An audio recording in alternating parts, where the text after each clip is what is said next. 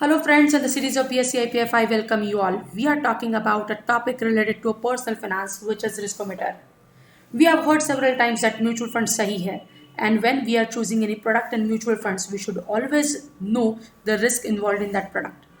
2015 SEBI made it mandatory from three parameters. They should come up with five levels at least. In 2020, SEBI made it mandatory to have at least six levels of riskometer. We can see it on screen that it is having six different levels. And in last video, we talked and we discussed about the riskometer and the parameters and the operations behind the riskometer of an equity fund with one example. And today in this video we will be talking about the operations and the calculations behind the riskometer of a debt fund. Yes, let us talk about debt fund. For a debt fund, usually we say debt funds are safer than the equity, but many of us or few of us or most of us have suffered in debt also, because earlier there were only two categories which were involved, two parameters which were involved to check the risk level of the debt fund.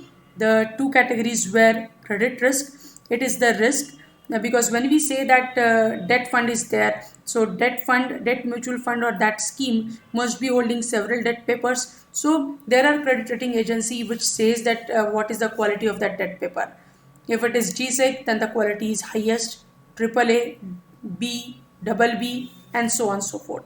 So how the credit risk is, because credit rating is important. So credit risk is there. Then the second parameter is interest rate risk.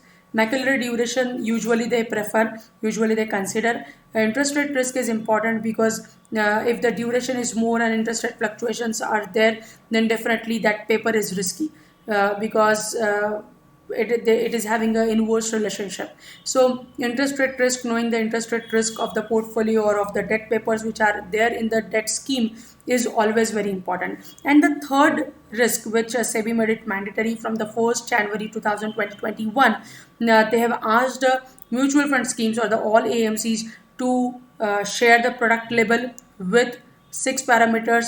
And for when we specifically talk about the debt schemes, they should talk about third parameter, which is liquidity risk. Till now, there was no specific discussion related to it, but recently it is very unethical to take the name.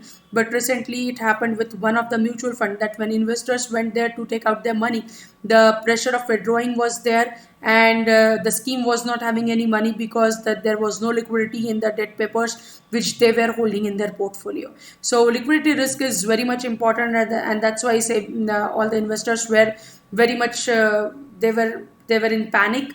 And when we say that SEBI is investor ki takat, so then SEBI made it mandatory for a mutual fund scheme to showcase all these things. So let us see the credit risk. They have given the chart that if the GSEC is there, then the risk credit risk value is one number will be assigned to it. Then AAA, then AA plus, AA, triple B, B, triple B minus. For unrated 11 and below investment grade. Sometimes when fund manager thinks that the probability of getting returns is higher, but no credit or credit rating is given to that specific paper, then if that paper is there in the portfolio, then the number will be assigned. The number assigned to it will be 12.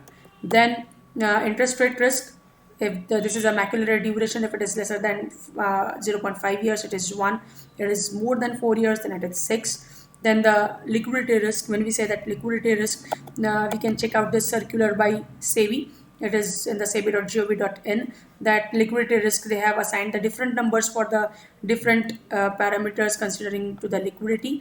And once we talk about it completely, we will take the average of all these three parameters, and if the average is below 1, the total risk level of that specific portfolio or the specific debt scheme is low. If it is above 5, then it is very high. So this is how the calculations are done. We are stopping here now. Thank you very much for liking our session. Don't forget to write your name along with your email address. Thank you very much. Stay tuned.